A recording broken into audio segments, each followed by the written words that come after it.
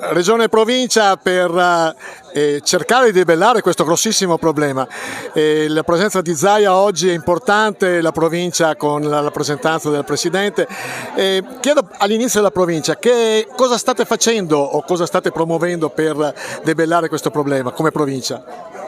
Noi ci siamo molto impegnati nell'ultimo periodo sulla pesca, perché è assolutamente un ambito, questo del Delta, da tutelare oltre che da promuovere. Si inserisce purtroppo in questo contesto il problema, il dramma possiamo dire del granchio blu, e da questo punto di vista proprio anche nella revisione dei regolamenti stiamo pensando a come concordare magari anche con gli stessi operatori quali misure in relazione alle nostre competenze, alle nostre capacità possiamo mettere in campo per aiutare questo comparto che senz'altro per noi è fondamentale.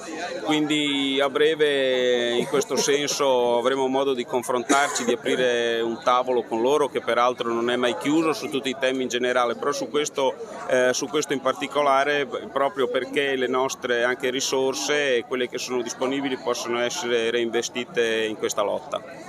Assessore Corazzari, lei è sempre stato molto vicino ai pescatori, in questo caso cosa sta promuovendo e cosa significa anche la presenza di Zaia oggi qua a Pila? È una presenza significativa, importante, attesa. Il Presidente Zaia sta lavorando sul dossier pesca, in particolar modo sull'emergenza granchio blu sin dall'inizio.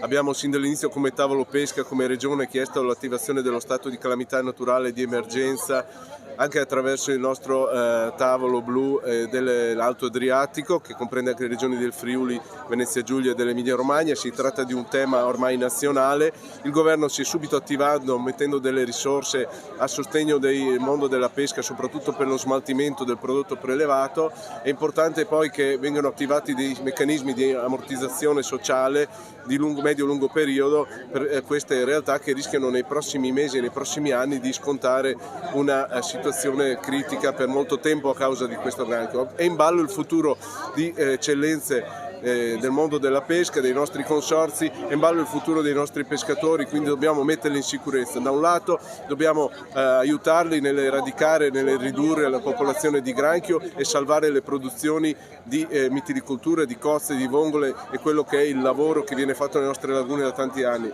D'altro lato bisogna attivare delle filiere efficienti e produttive per vendere il prodotto commerciabile del granchio blu e dall'altro lato abbiamo anche incentivato ogni forma di prelievo e di pesca anche attraverso la deroga su degli strumenti di pesca eccezionali per poter appunto pescare più efficacemente sulle nostre lagune. È un'azione che va fatta a 360 gradi, da un lato mettere in sicurezza i nostri pescatori, dall'altro prelevare questa specie infestante, dall'altro lato attivare delle filiere commerciali che la facciano diventare da un problema gravissimo anche un'opportunità commerciale. Ecco, sintonia con Roma? Certo, noi lavoriamo in una grande squadra col governo, si è subito attivato, il Ministro è stato presente anche qua a Porto Tolle, così come nelle altre realtà nazionali toccate, e devo dire che stiamo facendo squadra. La Capitaneria di Porto sta facendo un lavoro straordinario. Ricordo che sono stati autorizzati anche gli utilizzi di strumenti da pesca straordinari anche fuori dalla linea delle acque interne, quindi nell'ambito delle acque costiere, e su questo dovranno attivarsi il mondo dei pescatori per contribuire insieme al prelievo di questa specie. Grazie, vi faccio la foto insieme, poi vi lascio stare. Anche con Tania?